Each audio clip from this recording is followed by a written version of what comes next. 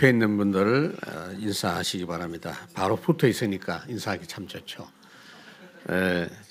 지금 세상은 참된 치유자를 기다리고 있습니다. 요한복음은 요한이 예수님하고 가장 가까이에 지내면서 예수님을 체험한 내용을 기록한 것입니다. 12 제자 중에 유달리 요한은 예수님을 깊이 체험했습니다. 최후의 만찬 그림에 보면은 예수님 품에 안겨 있는 예수님 항상 옆에 이렇게 몸에 기대고 있는 제자가 바로 요한입니다.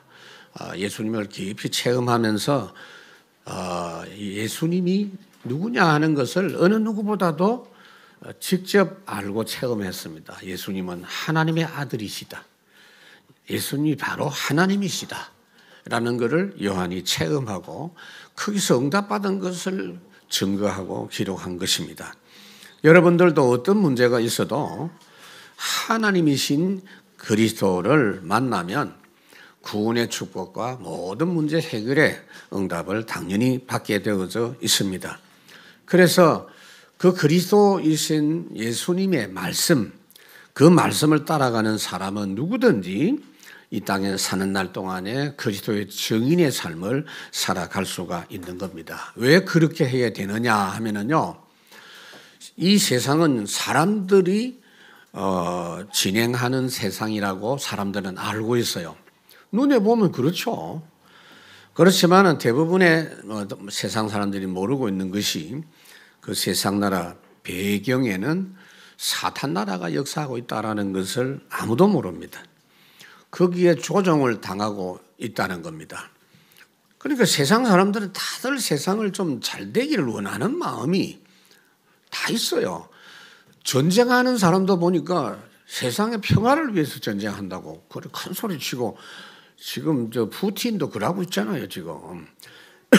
그런데 실상은 배후에 사단 나라가 있다라는 것을 우리는 알고 있습니다. 그렇기 때문에 반드시 하나님과 함께하는 하나님의 나라를 날마다 회복해서 살아야 되는 것이 우리의 절대 사명인 줄로 믿습니다.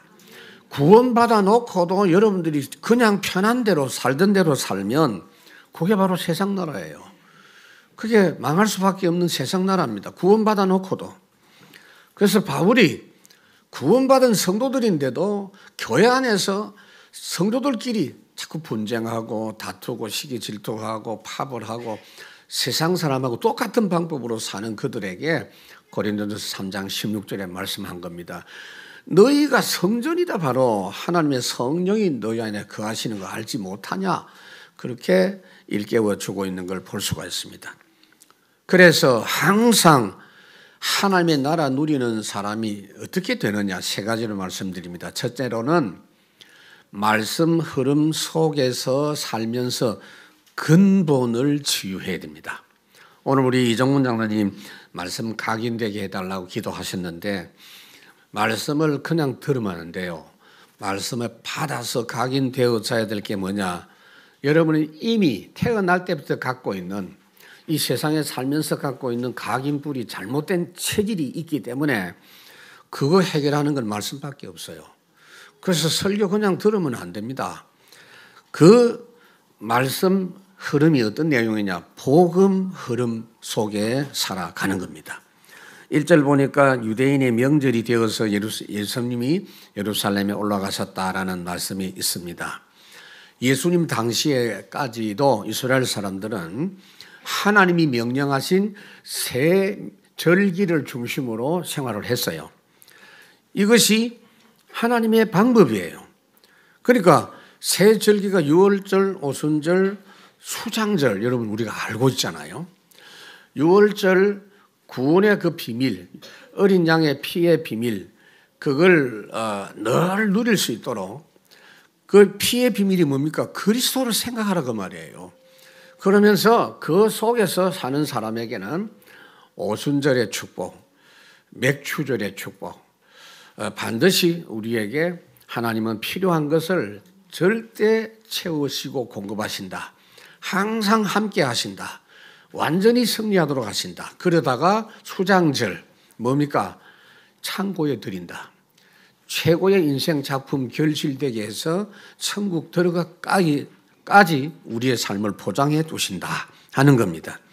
그래서 이 절기가 한 번 올라가면 한 주간 정도 예루살렘에서 머뭅니다. 그러니까 뭐 올라가는데 한 주일, 내려오는데 한 주일, 뭐 준비하는데 한 주일이다 보면 한 달씩이에요. 절기 하나 지키는데 한 달 걸려요. 그러니까 1년에 한 3개월은 절기 지키는 시간을 다 보냅니다. 주로 남자들은 다 올라가고 집집마다 한 명씩은 대표로 다 올라갑니다. 그러다 보니까 예루살렘의 평상시의 인구가 한 5만, 유동인구 다 치면 10만 정도 되는데 이 명절 절기 때가 되면 100만이 넘어요. 150만 명까지 이렇게 됩니다. 그러니까 엄청난 그 분위기가 되겠죠. 예수님께서도 3년 공생의 기간 또 30세 이전의 그 생활 속에서도 언제든지 절기 지키는데 철저하게 한 번도 빼먹지 않고 계속 진행해 참여하신 것을 볼 수가 있습니다. 지금 예수님이 갈릴리에서 지난주까지 사역하시다가 예루살렘 절기에 지금 가시는 거예요. 그러니까 이스라엘 사람들은 이 새 절기와 매주 지키는 안식일 이거 중심으로 하나님의 은혜 흐름 속에서 살아갔다라는 것을 알 수가 있습니다. 지금 우리는 어떻게 합니까? 그리스도께서 완전하게 완성하신 이 복음의 말씀을 주일마다 교회 옵니다. 여러분들 주일마다 오는 것은요 1시간 참석하고 가는 것 갖고는 어렵습니다. 하나님은 아예 하루를 통째로 유대인들에게 안식일을 명령하실 때 해 뜰 때 해 질 때까지 하루 종일, 그래서 그 시간을 때우란 말이 아니에요. 복음 충만할 때까지, 그리스도로 충만할 때까지 완전히 충만한 상태를 회복해서 한 주간 시작하라 하는 겁니다. 그 사도행전 2장에 나와 있잖아요. 41절 저희가 말씀을 받고 가르침을 하나님의 음성으로 잘 받아가지고 바로 집에 안 가고 그걸 가지고 서로 포럼하고 완전히 각인되게 해서 그걸 현장에서 누리니까 46절 날마다 하나님의 은혜 속에 날마다 전도 축복을 누리는 걸 볼 수가 있습니다. 두 번째로는 여러분들이 현장에서 살 때는요 그냥 기도하면 안 됩니다. 언약의 말씀을 가지고 기도하는 그 삶을 살도록 해 주신 겁니다. 오늘 2절에 보니까 양문이라는 그 표현이 나오고 있어요. 예루살렘 이 성에는요 문이 한 8개 있습니다. 사도행전 3장에 보면 미문이라는 곳이 있죠. 그리고 시온문, 헤롯문, 그리고 이제 분문 이런 것도 있어요. 분이라는 것은 분뇨. 그러니까 안 좋은 거 이렇게 들고 나가는 쓰레기 치우는 그 문이 있고요. 또 양문이라고 있습니다. 오늘 양문이죠. 양문은 이 제사 지내기 위해서 양을 데리고 들어오는 그런 문이고, 또 어문도 있어요. 어문은 뭐냐면은 저 갈릴리 바다에서 물고기 잡은 거 들어오는 문. 이스라엘 사람들은 희한합니다. 문마다 다 달라요. 그런데 그 양문 곁에 베데스다라는 연못이 있었는데 이 베데스라는 연못에 행각이 많았다. 그 행각에 환자들이 있었다. 그렇게 기록하고 있죠. 베데스다라는 그 뜻은 벳은 집이라는 뜻이죠. 그리고 에스더 이름 알잖아요. 자비의 집이다. 베데스다 그런 뜻인데, 여기 보니까 3절에 거기 불치병자들이 많았다라고 되어 있어요. 당시에 의술로는 절대 치료가 불가능한 속수무책의 사람들이 모여 있었던 겁니다. 지금도 여러분 후진국에 가보면 그런 사람 많죠. 우리나라도 수십 년 전에는 그런 사람이 많았습니다. 병에 걸리면은 별것도 아닌데 평상시에 영양이 결핍된 상태다 보니까 치유도 잘 안 되고 의술도 잘 발달되어 있지 않은 상태에서 태어나서 성인이 되기까지 순조롭게 자라지 못하는 경우가 참 많았습니다. 그래서 태어나서 막바로 출생신고 안 하고 혹시 죽으면은 안 되니까 좀 있다가 출생신고하고 그래서 출생신고를 늦게 한 경우가 많아요, 여러분. 그리고 이름을 별명을 하나씩 더 붙여요. 천한 이름을. 귀신이 귀한 아이들은 데리고 간다 이래가지고 개똥이, 말똥이, 뭐 분이 이런 이름들 붙였죠. 고종 황제도 별명이 개똥입니다, 여러분. 귀신이 이제 잡아가지 않게 하려고 하는 그런 거죠. 그러니까 이 지금 전혀 치유될 수 없는 질고 현장에 주님이 지금 찾아오신 겁니다. 예수님께서 먼저 찾아오셔서 이들을 치유해 주시려고 마음을 먹고 오신 겁니다. 마태복음 8장에 보니까 저물매 사람들이 귀신 들린 자를 데리고 오니까 예수님이 말씀으로 귀신을 쫓아내고 병도 말씀으로 고쳐주셨다. 이사야서에 보니까 모든 연약한 것을 친히 담당하고 병도 직접 짊어지셨다 하는 걸 이루려 하심이라 그랬어요. 여러분, 우리는 지금 구원받은 사람인데 우리 문제만 해결되는 것이 아니라 우리가 그 구원받은 축복을 가지고 많은 병든 사람을 고쳐줄 수 있는 권세도 구원받을 때 여러분에게 다 주신 줄 믿으시기 바랍니다. 그러니까 기도해 주라니까요. 누구든지 기도해 주라니까요. 마가복음 3장에 보니까 귀신을 쫓는 권세도 있게 하려 하심이니라. 마태복음 10장에 보니까 모든 약한 것, 병 걸린 것, 더러운 귀신을 쫓아내는 권능을 주었다. 그때만이 아니고 지금 구원받은 성도에게 다 있는 줄 믿으시기 바랍니다. 금식기도 40일 해야 그 능력이 생기는 게 아니고 구원받을 때 신분과 권세가 이미 주어진 줄 믿으시기 바랍니다. 왜 그렇게 하셨느냐 하면은요, 주님이 그렇게 안 하면은 우리가 해결될 방법이 없기 때문에 먼저 우리를 찾아오셔서 약속의 말씀을 주신 겁니다, 여러분. 그러니까 여러분, 중요한 게 뭐냐 하면은요, 약속의 말씀을 먼저 붙잡는 신앙생활, 이게 중요하다는 거예요. 그래서 성경에 그걸 기록했다고요. 그게 안 되니까 그거 되도록 하려고 이스라엘 백성들을 40년 동안 광야 생활하게 한 겁니다. 그게 민수기예요. 민수기는 뭐냐, 광야 생활 끝날 즈음에 야, 너희들이 광야 생활 이렇게 한 이유가 있다. 너희들이 애굽에서 살던 방식으로 사는 그걸 못 버려가지고 그걸 버리고 언약의 말씀 붙잡도록 하려고 이렇게 너희들 고생시킨 거니까 앞으로는 절대 약속 놓치지 말아라. 신명기는 뭐냐, 좀 더 나아가서 곧 가나안 땅에 들어갈 것이니까 절대 언약의 말씀만 붙잡고 들어가라.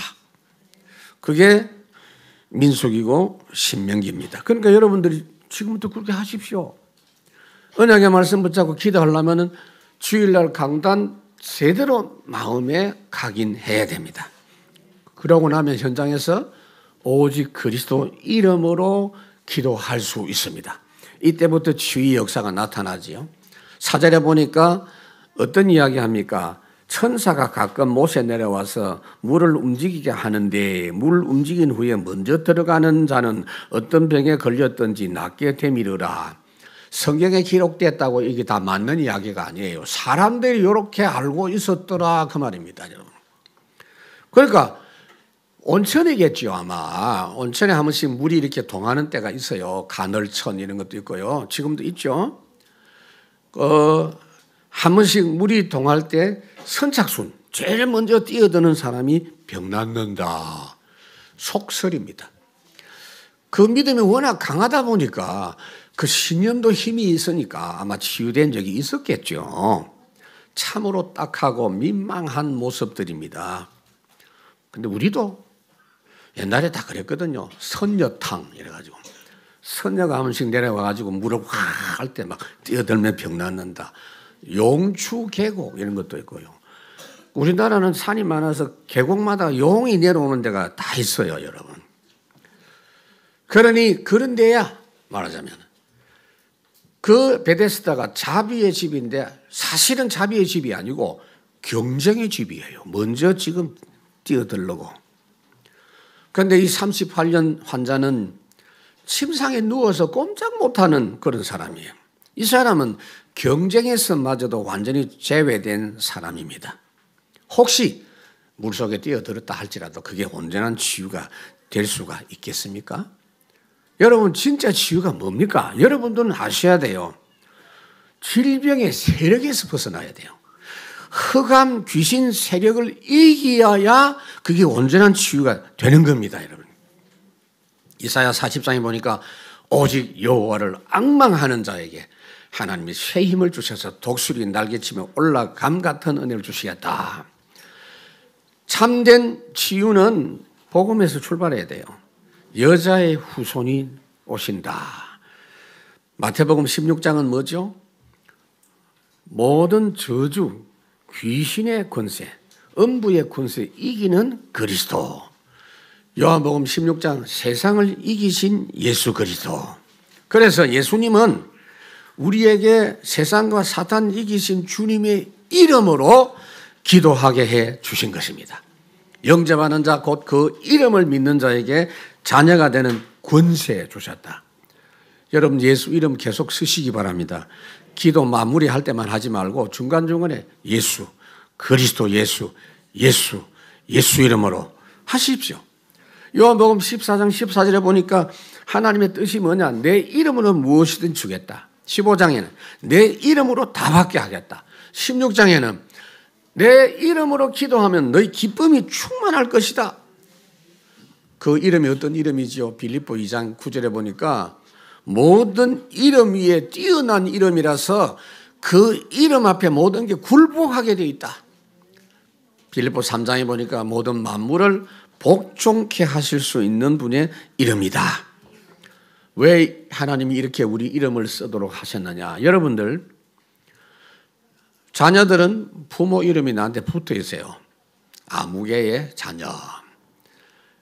하나님이 우리를 사랑하셔서 세상을 사랑하셔서 멸망치 않고 영생을 얻도록 하기 위해서 이 이름을 사용하게 해 주신 겁니다. 그래서 여러분 보세요. 주님이 항상 미리 먼저 찾아오셔서 이 비밀을 알게 하십니다. 찬송가에 보니까 주 예수 내가 알기 전 날 먼저 사랑했네. 지금도 마찬가지예요. 여러분의 형편과 여러분의 조건을 지금 주님이 먼저 알고 계세요. 복음 흐름 따라, 언약 붙잡고 기도하는 흐름 따라, 예수 이름으로 기도하는 흐름 따라. 이거를 누리는데 여러분 계속해서 누려야 돼요. 여러분 오늘 주일 왜 왔어요? 지난주에 왔는데 또 와요. 이것도 모자라가지고 또 수요일 날도 오고 자꾸 옵니다. 왜 옵니까?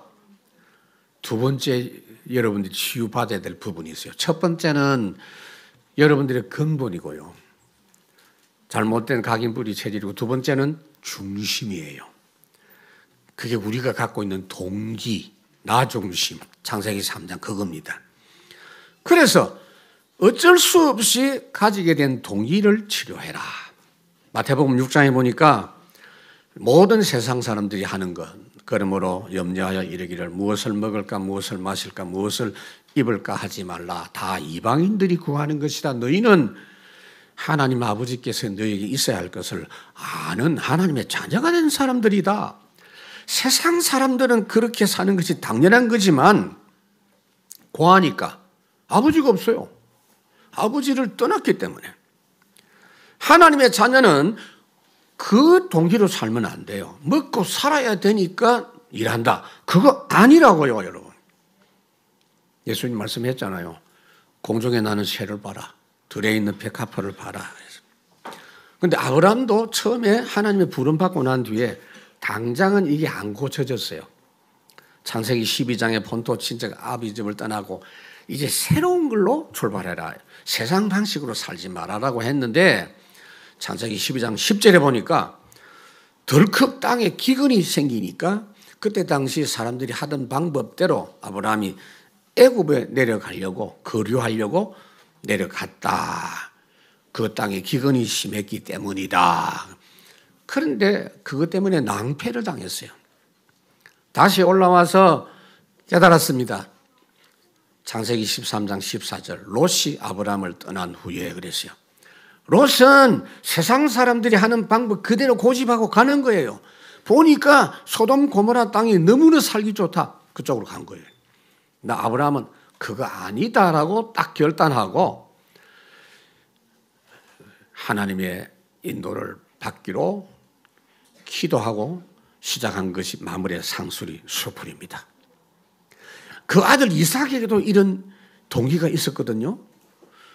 창세기 26장에 보면은 아브라함 때에 첫 흉년이 들었는데 이삭 때에 또 흉년이 들어서 애굽에 내려가려고 어디까지 내려왔느냐? 그랄 블레셋까지 내려온 거예요.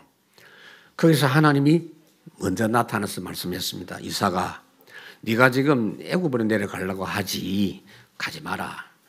너가 아버지가 갔다가 낭패당했다. 너는 이 땅에서 멈추어서 내가 인도하는 대로 살아라. 그러면 내가 복을 주겠다. 그걸 그대로 믿었어요. 그리고는 그랄 땅에 거류하면서 하나님 인도받았는데 100배의 축복을 기본적으로 받고 그 다음에 근원적인 복을 받는 그런 역사가 나타나는 걸 볼 수가 있습니다. 이게 이제 하나님의 자녀가 사는 방법을 이야기하는 거예요. 너희는 먼저 그의 나라와 그의 의를 구하라. 그러다가 여러분 이런 기본적인 동기가 있다가 이걸 계속 하다 보면요. 잠재의식 속에 거지처럼 이렇게 돼버리는 거예요. 이게 숨은 동기예요. 숨은 동기가 어떤 거냐면 예를 들어 보면요. 우리나라도 그런 사람 많아요. 아직도. 근데 북한 같은 데는 아예 이제 아프리카 이런 데 가보면요. 뭐 무조건 당연히 도움받아야 될 줄 아는 그런 뻔뻔스럽게 큰 소리 치면서 김정은이는 큰 소리 치면서 지금 받아가고 막 그러잖아요. 여러분. 동남아 필리핀 이런 데 이집트 같은 데 보면은요. 도둑질 하는 거를 예사로 해요. 이집트가 그래요. 옛날이나 지금이나. 그 은행에 돈 맡기는 것도 불안해요. 북한도 그렇고. 그럼 미국은 안 그러냐? 미국에도 이런 잠재의식 속에 먹고 살아야 된다는 생각을 가진 홈리스 많아요. 강대국은 사단에게 노예가 되어 있고 후진국은 강대국의 노예가 되어 있고 지금 우리나라 사람들도 미국을 의지해야 된다. 아니 중국하고 친해야 된다. 이런 생각들이 있어요. 친미, 친중 아닙니다. 미국이 불쌍하고 중국이 불쌍해요. 하나님 나라 회복해서 그들을 살려줘야 돼요. 아무도 이걸 해결할 수가 없어요. 모두 다 어떻게 해야 될지 모르고 있어요. 그럴 때 하나님이 베데스다 38년 된 환자를 왜 선택했는지를 오늘 생각하셔야 돼요. 단순하게 이 환자가 병 나았다고 보면 안 돼요. 이 사람이 지금 남은 자예요. 5절에 보니까 거기 38해 된 병자가 있더라 그랬어요.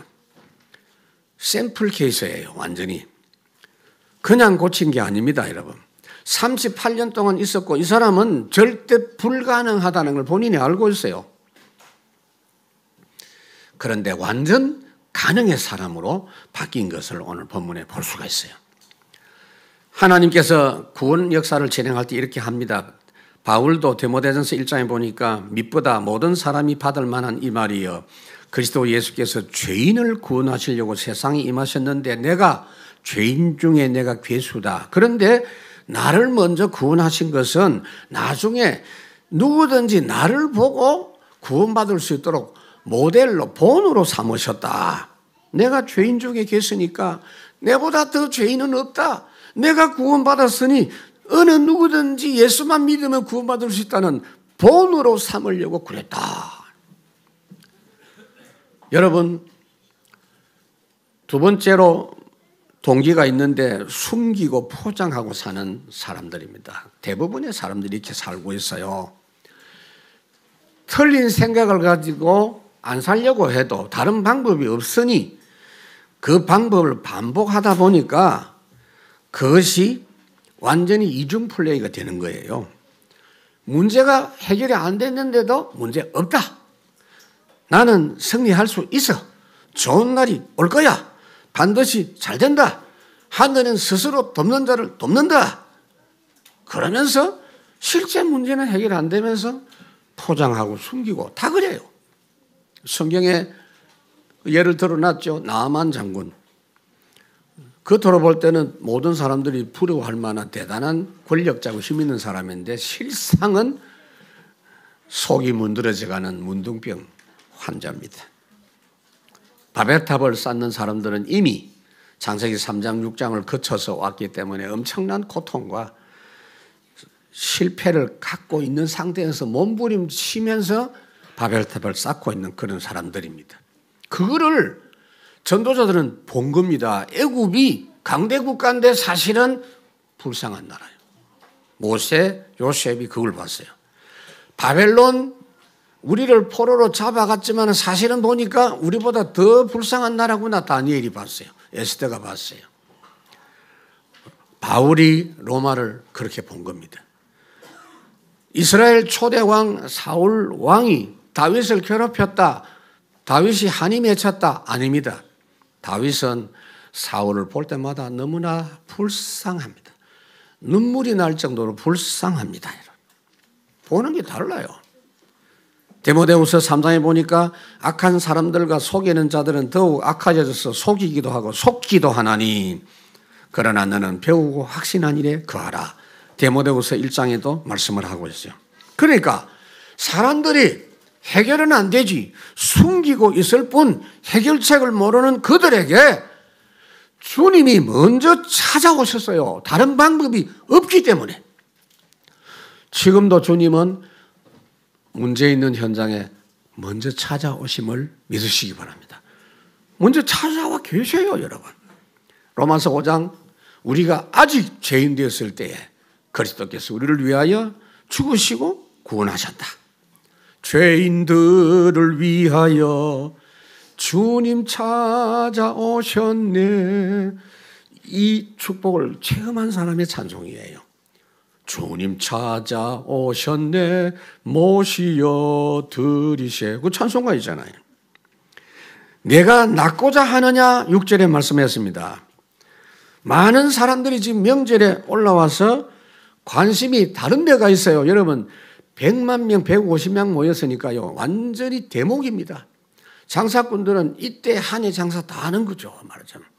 지금 강원도 홍천에 보니까 얼음 축제하면서 사람들이 엄청나게 모였더만요. 그 강원도 사람들이 그때 돈 망창 벌어가 1년 동안 먹고 살 것 같아. 산천어 축제인지 여러분 가지 마세요. 감기 걸려요. 그러니까 지금 명절에 사람들이 와가지고 이 완전히 장마당도 열리고 북한식으로 구경거리, 먹거리 또 이왕 온 거 와서 성형수술도 하고 이런 거 필요한 물품도 구입하고 서커스도 보고 별별 다 있겠죠. 그런데 예수님의 관심은 그런 데 없어요. 고통 중에 있는 현장에. 시편 72편 그는 가난한 자와 궁핍한 자를 불쌍히 여기고 궁핍한 자의 생명을 구원하. 시편 113편에도 그런 말씀이 있습니다. 주님은 병자를 죄인을 구원하러 오셨어요. 건강한 사람에게 의사가 필요 없고 병자에게 의사가 필요하고 나는 의인을 부르러 온 것이 아니고 죄인을 부르러 왔다고 말씀을 했어요.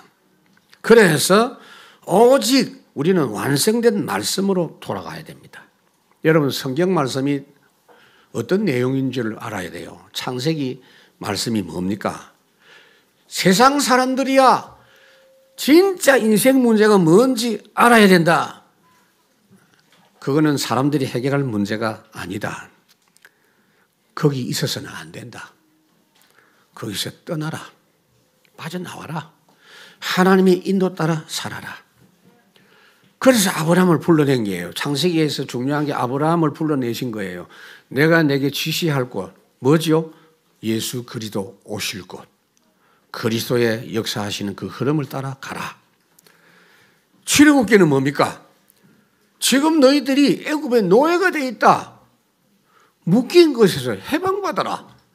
그 안에서는 아무리 몸부림쳐도 안 된다. 레위기는 뭡니까?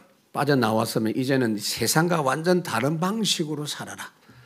참된 예배하면서 구별된 삶을 회복해서 살아라 하는 겁니다. 그 레위기 22장에 나와 있죠. 십계명도 그걸 다 요약한 내용입니다. 나는 너를 애굽 땅 종되었던 집에서 인도하여 낸 너의 하나님 여호와다. 그러니까 애굽에서 살던 방식으로 살지 말고 레위기 예배 방법을 딱 붙잡고 새로운 삶을 살아라. 세상 방법, 종교적인 방법 버리고 피제사 예배로 회복해라. 지금 보세요. 예수님이 환자에게 그냥 네가 낫고자 하느냐라고 물은 게 아닙니다. 이 잘못 들으면요, 그걸 말이라고 해요? 내가 지금 나으려고 여기 누워 있잖아요. 날 약 올리는 거예요?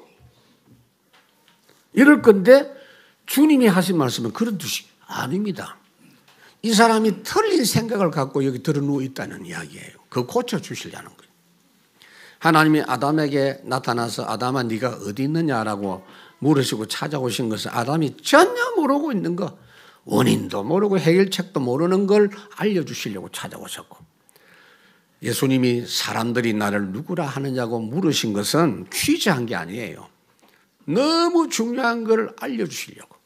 오늘 이 환자에게도 예수님께서 알려주시려고, 38년 된 환자가 잘못 알고 있는 생각을 바꿔주시려고 물이 동하기를 기다리고 천사가 내려오기를 기다리고. 물을 만드신 분이 누구냐? 천사 움직이는 분이 누구냐? 하나님이다. 물을 쳐다보지 말고 하나님 쳐다봐라. 네가 오늘 하나님 만나야 된다. 창세기 1장에 보니까 태초에 하나님이 천지를 창조하시니라. 모든 걸 창조하신 분, 사람에게 창조하신 것을 다스리도록 했는데 창세기 3장에 범죄한 이후에 세상이 모든 게 병들게 됐어요. 창세기 3장 17절, 땅이 너로 인하여 저주를 받았다. 가시와 은근키가 나고. 여러분, 그 이전에는요, 세상에 좋은 것만 있었어요. 필요한 것만 있었어요. 그 누가 묻더라고요. 렘넌트가, 목사님, 천국에도 화장실 있나요? 몰라 그랬어요. 생각해봐라. 필요 없는 게 없어. 필요한 것만 있어. 하나님이 천지를 창조하실 때 얼마나 보시기에 좋았는지 창세기 1장에 보니까 보시기에 좋았고 31절에는 심히 보시기에 좋았다. 완전한 것입니다. 그런데 하나님께서 사람에게 이걸 맡겼는데 사람이 하나님께 범죄하니 이 땅도 사람을 거역하게 된 겁니다. 병이 들어서 사람이 고통을 당하고 세상도 병든 세상이 된 것입니다. 그래서 그리스도이신 예수님이 오셔서 우리를 구원하셨을 뿐 아니라 완전히 완성하신 복음의 언약으로 살도록 해주셨는데 그게 바로 그리스도, 하나님의 나라, 성령 충만입니다, 여러분. 그 내용을 가지고 주님이 우리에게 병도 고치고 땅도 고치도록 해 주신 겁니다.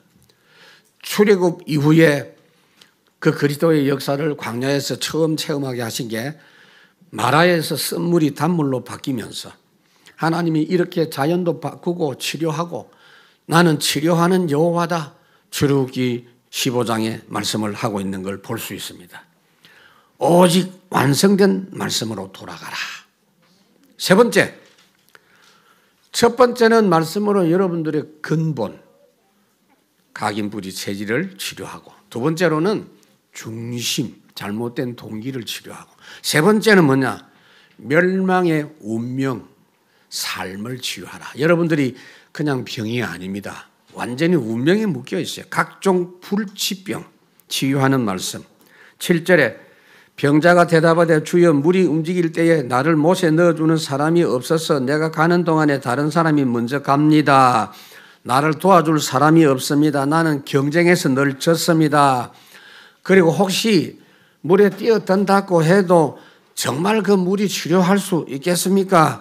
결국 나는 아무것도 할 수 있는 게 없습니다. 그렇습니다. 여러분, 세상 문제는요, 열심히 하면 해결된다고 하죠. 아닙니다, 여러분. 경쟁에서 이기면 해결됩니까? 아닙니다. 오직 서밋 돼야 돼요. 서밋이 뭡니까? 하나님의 절대 은혜입니다, 여러분. 그러려면은 뭐부터 응답받아야 되느냐 하면은 nobody. 나는 아무것도 할 수가 없다. 나는 아무것도 할 수 있는 능력과 방법이 없다라는 걸 완전히 깨달아야 돼요. 이 지금 38년짜리가 이거를 첫 응답으로 확인한 겁니다, 여러분. 주님은 그때 막바로 이야기합니다. 일어나 내 자리를 들고 걸어가라. 어떤 이유, 핑계도 필요 없다. 내가 너에게 말하는 대로 이루어질지어다. 사도행전 3장에 보니까 은과 금은 내게 없거니와 내게 있는 것 나사렛 예수 그리스도 이름으로 걸어라. 사도행전 8장 사마리아에서도 빌립이 그리스도를 전했든지 이 사람들이 일심으로 그 말씀을 받아들이는 순간 이 문제가 해결되죠. 운명에서 벗어났어요. 환자가 일어나는 정도가 아니고 자리를 들고 걸어가라 그랬어요. 자리를 들고 걸어가라는 말이 무슨 말이죠? 완전히 치유됐다는 증거를 보여라 그 말이에요. 이 본문의 내용이 마가복음 2장에는 어떻게 되어 있느냐 하면은 내가 내게 이르노니 일어나 내 상을 가지고 집으로 가라 하시니 그가 일어나 그 상을 가지고 모든 사람 앞에서 나가기를 그들이 다 놀라 하나님께 영광을 돌리며 이르되 우리가 이런 일을 도무지 보지 못하였다 하더라. 각종 운명의 불치병을 치유하시는 말씀입니다. 여러분, 운명에 묶여있는 부분이 하나 더 있는데요. 중독 정신입니다. 우리는 그냥 게임에 중독됐다 뭐 이런 이야기 하는데요. 그 다음에 뭐 취미생활 매니아다 이런 이야기 하는데요. 사실은 사로잡혀 있는 거예요. 모든 것이 그 속에 다 들어있어요. 예를 들어서 뭐 알코올 중독이다. 알코올만 중독된 게 아니고 모든 문제가 그 속에 다 들어있어요. 그래서 8절에 보니까 예수께서 일어나 내 자리를 들고 걸어가라. 그 사람이 주님의 말씀을 듣는 순간 막바로 나왔습니다. 왜냐? 주님의 말씀이 곧 하나님의 말씀이에요. 그대로 되도록 되게 돼 있어요. 예수님은 전능자이십니다, 여러분. 사람의 계산으로 안 돼요. 여러분 계산하지 마세요. 그냥 은혜 받으십시오. 지금 물가가 너무 많이 올라요. 요금도 많이 오른다면서요. 폭발적으로 올라가니까 불안해하지 말고 하나님 진짜 바라보시기 바랍니다. 계산이 안 나와요. 그러니까 정부도 지금 쩔쩔매고 있습니다. 이럴 때 하나님이 이 상황에서 주시는 말씀 그대로 믿으십시오. 홍해를 가를 때, 요단강을 가를 때 하나님이 하신 말씀이 시루기 14장, 여호수아 3장에 있습니다. 하나님이 말씀한 대로 해라라고 했고 말씀한 그대로 움직이니까 그렇게 열려지고 갈라진 줄로 믿습니다. 지금 현장의 사람들은 마귀의 노예 종로로 다면서 중독 정세에 빠져 있어요. 말하자면은 꼼짝없이 그 흐름을 따라갈 수밖에 없어요. 쫓아갈 수밖에 없어요. 달려갈 수밖에 없어요. 에베소 2장 2절. 쫓아갑니다. 사도행전 13장이나 16장에 보면은요, 완전히 우상과 점술, 무속에 사로잡혀 있는 걸 볼 수가 있어요. 거기서 벗어날 능력이 전혀 없어요. 말씀 따라 가서 움직이면 하나님이 어떻게 하느냐 하면요, 여러분들이 순종할 필요 없어요. 순종할 능력을 하나님이 말씀에 아멘 할 때 주시는 줄 믿습니다. 자, 여러분 오늘 본문에 보시면 38년짜리는요 한 번도 걸어본 적이 없어요. 어떻게 걸어야 될지도 몰라요. 자리를 들고 가기 전에 일어나야 될 건데 어떻게 가야 될지도 모릅니다. 그런데도 아멘 하고 움직이는 순간 하나님이 그렇게 할 수 있는 힘을 바로 그 시간에 주신 줄로 믿습니다, 여러분. 그냥 계산하지 마세요. 말씀 떨어지면 그냥 그대로 믿으시고 하나님의 인도만 기다리시면 됩니다, 여러분. 여러분들이 지금 보통 사람이 아니에요. 선지자요, 제사장이요, 왕이요.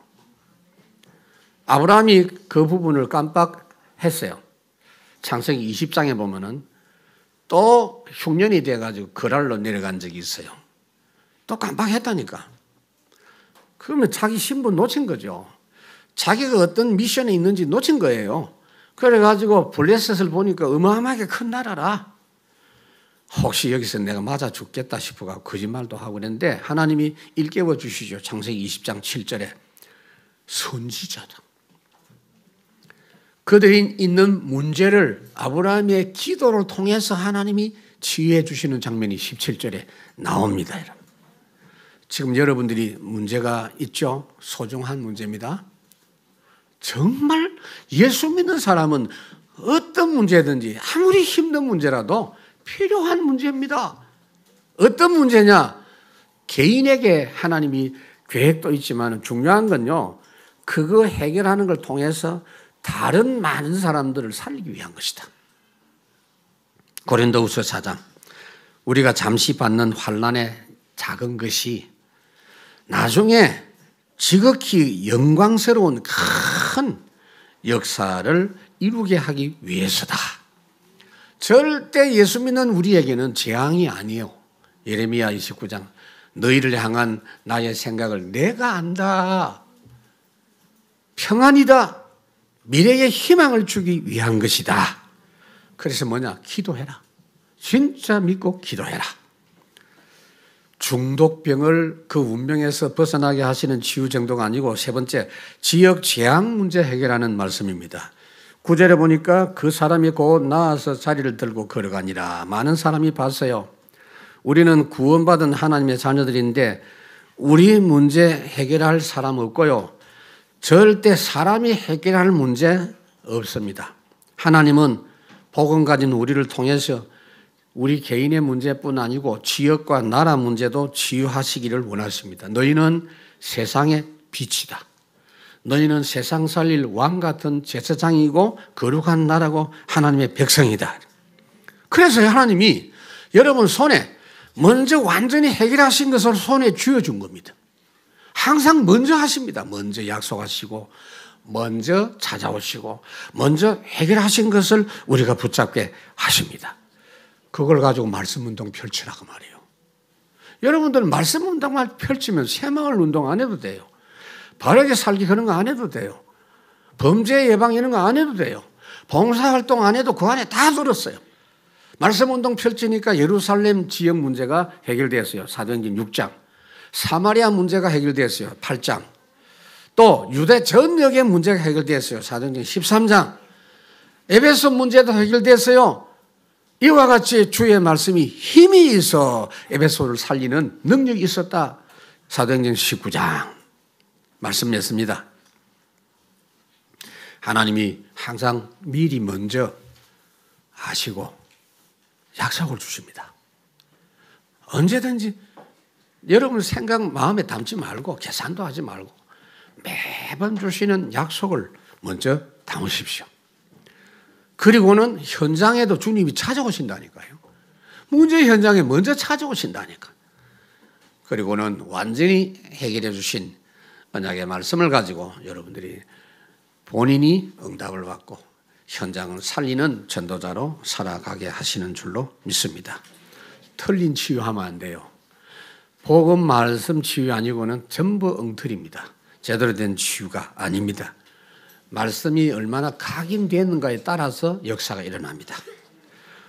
자, 오늘은 오랜만에 진행하는 성찬일입니다.